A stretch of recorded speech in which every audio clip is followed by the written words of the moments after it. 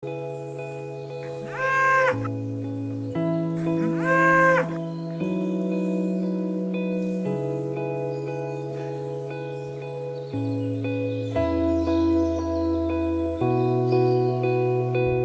a bit of a mystery where the cattle came from. About 800 years ago, the king granted the family here a right to create a castle and crenellate. And with that came the right to create this park. And so they created the park. And the idea of the park was really to hold red deer.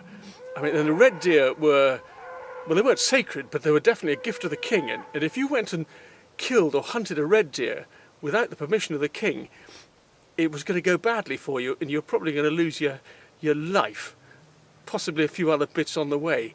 And so to suddenly have this park for the family here, it was a big deal. And so they created the wall, and then at some stage they must have come and sort of shut all the gates or whatever they'd created, and they caught the red deer, but they also caught these cattle.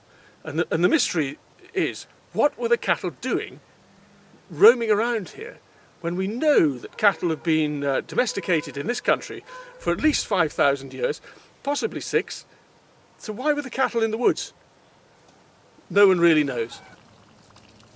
The cattle have been here for about 800 years and more, and for the first few hundred years of their existence here, they served no agricultural purpose, really. What they were here for was hunting and to be hunted. So they needed them wild. Last thing you want if you're going out hunting an animal and trying to prove how tough and manly you are is something that's tame. You want something that's stroppy. So they kept them stroppy. They didn't allow any sort of domesticated breeds to get in amongst them. And even during the agricultural revolution, they did not interfere with them. They were lucky. There was a rather special man around here at the time called Bailey, who saw that these cattle were actually a sort of pure breed and should be kept that way. And for all he was a leading light in the agricultural revolution and improving breeds of sheep, cattle and pigs, he made sure that these cattle stayed pure.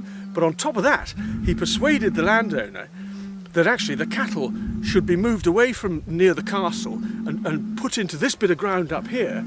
A special sort of wild area would be put aside for them. And so they turfed the farmer off who was here. They found another farm for him, and they pulled his house down, and they pulled his buildings down for what they were. I don't know, 200 years ago, probably not a lot. And they pulled all the fences down and levelled it all, and then they did all the planting that we can see. And the idea was to create this sort of natural environment for this herd of animals. And this is the only park in the country that was laid out for an animal.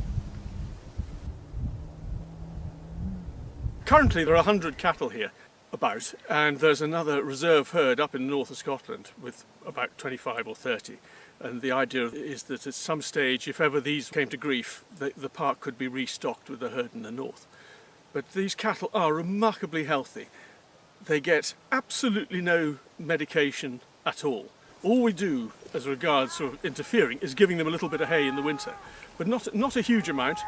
And they're tough, you know. These calves, like imagine a calf born in July, it'll get milk through the autumn. Probably around Christmas its mother will run out of milk. That calf will survive right through the winter on the little bit of hay it gets and picking. And I don't think any domestic breed could probably cope with that.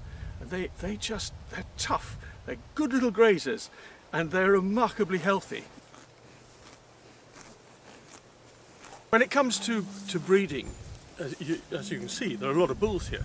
In fact, half the cattle are males and half the cattle are females. Nothing is castrated. So when it comes to breeding, it's really left to the bigger, better bulls are the ones that do the breeding. But of course, because they're so inbred and they're virtually clones, there's not a huge difference in size between any of them. So most of them, they get to a certain age, they think they're top dog. And so we can have some really good ding-dong battles, and they sometimes last just a few seconds. Occasionally they last a whole afternoon. But it's a tough life being a bull. If you have love in your heart, you're going to have to work for it, and and they get some scrapes, occasionally get some serious injuries, but they can really wear themselves out fighting and chasing the females around.